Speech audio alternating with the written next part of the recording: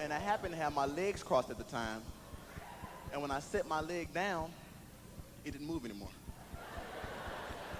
It just stayed there. And he was like, come on, let's go downstairs. I was like, okay.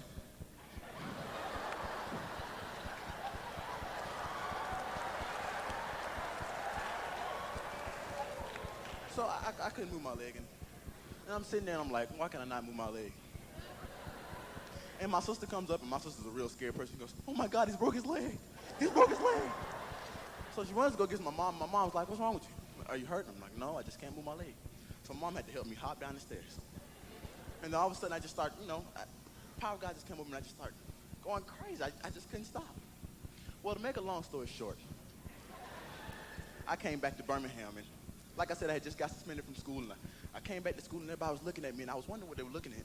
Because I had thought, what are you looking at? Huh?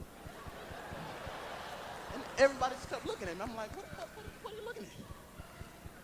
And I have friends that are like gang members, because I don't live in a bad part of town, but I know some people, you know what I'm saying? And they were like,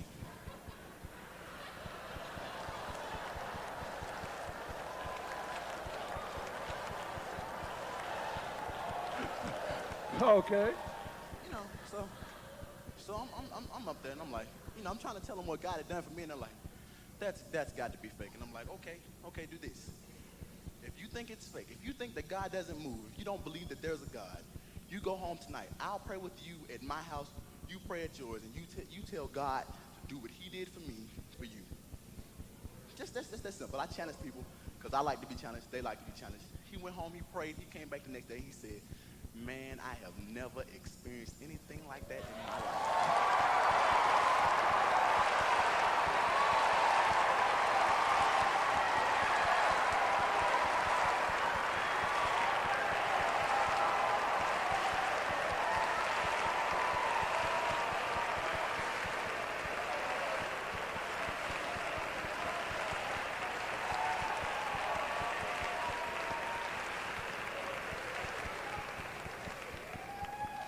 So he said he never experienced nothing like that. Did he get saved? That's the key. Did he get saved? Well, see, he had already been baptized like years earlier. He came to my church earlier and got baptized.